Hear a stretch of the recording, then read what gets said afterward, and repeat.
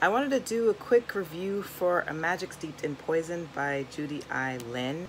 I did like a video over a week ago where I just talked about my first initial impression and thoughts of the book. And what I really liked from what I heard from reviews was that it's a magic system that is it's a magic system that revolves around the brewing of tea. So yes, steeped in.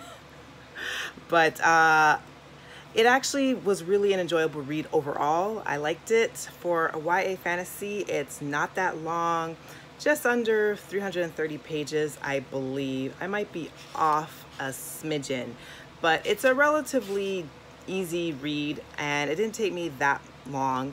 I will say though that as much as the main character is easy to root for, Ning, in the story, and I end up rooting for her to complete her mission, which is not getting into spoilers, but the main mission was to save her sister from basically dying from being poisoned. Her sister is poisoned, so Ning goes on a quest to essentially find the antidote and ends up having to enter a competition in a kingdom with other magically inclined people. And through the magic system of brewing tea, there's a lot of tasks that they are asked to bring about, such as pairing certain foods with tea, having to poison animals, and then first entrusting that the animals will ingest the poison without sniffing it out, and then have to create an antidote for the animals to be healed from. This is going into minor spoilers as far as the competition aspect, but I'm not going to give spoilers towards the main overarching plot points in the book. But just things like that. And the author did a really great job as far as descriptions of the teas and a lot of the food that's described in this book as well.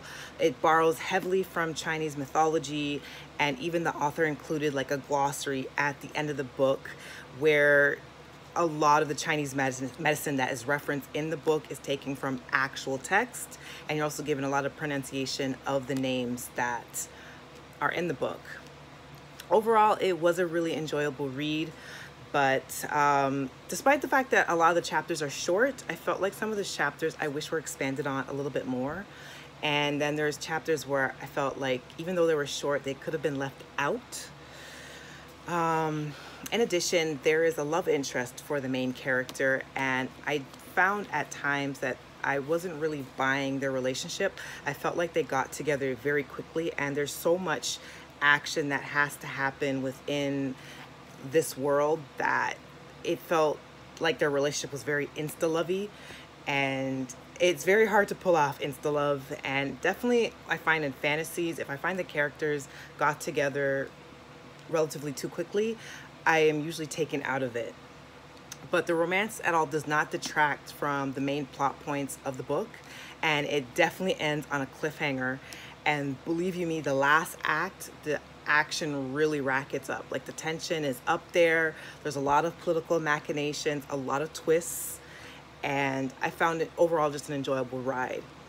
But I did feel, at least a little bit earlier in the novel, I felt like I was drifting off a bit. But I don't take it away from the book overall. But you know, you kind of want to feel engaged 100% through, and I did feel like there were certain passages or certain chapters or I was kind of ho-hum about, and my focus wasn't entirely there. But that could just be the stumbling blocks of the first book, and I know that there is a sequel coming out for this book actually later this year, and I believe it's August that'll be released, and I wouldn't be opposed to reading the sequel to it. And there's a lot of interesting minor characters. I find the princess that was in the royal kingdom that Ning had to enter as far as going into the competition so that she could get more information about how she would find an antidote to essentially save her sister's life. Run-on sentence.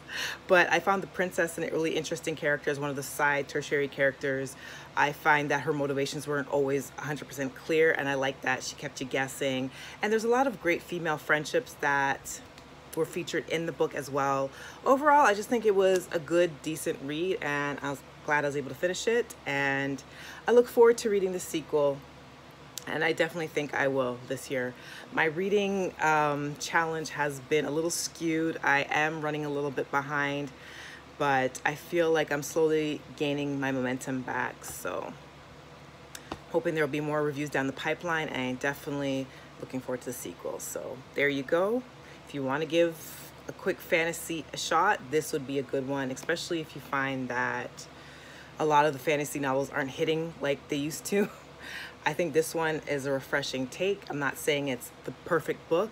I did have my quibbles with it, but I overall think it was a good read. So with that, thank you for joining me for this video. See ya.